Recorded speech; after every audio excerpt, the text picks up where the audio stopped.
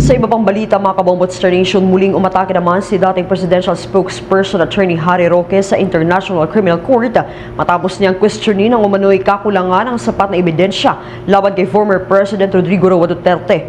Ito ay kasunod ng mga ulat na humihingi ang International Court ng kooperasyon mula sa publiko at sa kapulisan upang makapagtipo ng dagdag na impormasyon at testimonya para sa ongoing case.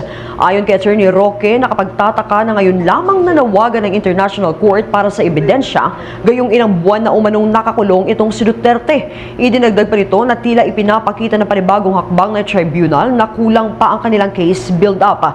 Sinabi rin ni Roque na hindi siya nabigla sa pagkaantala ng confirmation of charges hearing doon sa International Criminal Court at tinukoy ito bilang indikasyon ng umano'y kahinaan ng panig ng prosekusyon.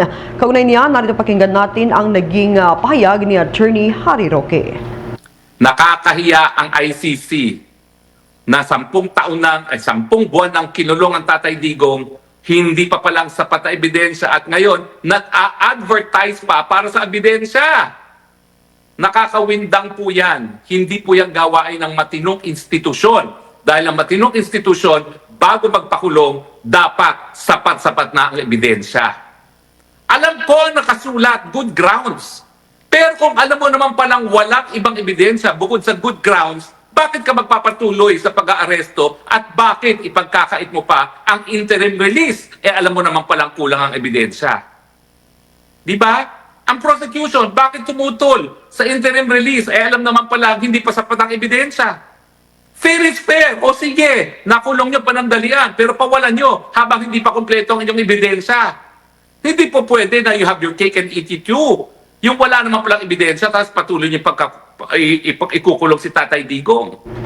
Dagdag pa ni Roque, malaking iskandalo umano ito para sa mga naniniwala sa katarungan. Itong sitwasyon dahil saan niya ay kawalan ng sapat na ebidensya laban kay Duterte, ngunit nakakulong pa rin ito. Ayon sa dating presidential spokesperson, tila nagmumukhang interesado lamang ang mga hukom at defense counsel sa usapin ng kanilang sweldo at hindi sa paghatid ng katarungan. Ito po ay napakalaking iskandalo. Lahat po ng tao na naniniwala sa katarungan ay talagang dapat maiskandalo. Dahil itong advertisement po para sa karagdagang ebidensya laban kay Tatay Digong ay pag-amin. Hindi sapat ang hawak na ebidensya and yet ikunulong nila si Tatay Digong. Hindi po yan makatarungan at ako bilang isa na talagang nanindigan para sumuporta ang ibang mga bansa sa ICC na nanawagan ngayon. Lahat ng mga bansa, nagkamali po ako. Dahil itong bansang ito, itong ICC neto, interested lang para magpatuloy mga sweldo ng lahat ng mga empleyado nito, kasama na yung mga defense counsels. Pero hindi po sila interested sa katarungan. Dahil kung sila ay talagang nagbibigay halaga sa katarungan, hindi sila magkukulong ng tao na hindi pala sapat ang kanilang ebidensya. Inyong napakinggan si dating presidential spokesperson Attorney Harry Roque. For the most trusted source of news and information, visit our website at www.bomboradio.com. Follow us on Bombo Radio mobile app, Facebook, YouTube, TikTok, and X, formerly Twitter.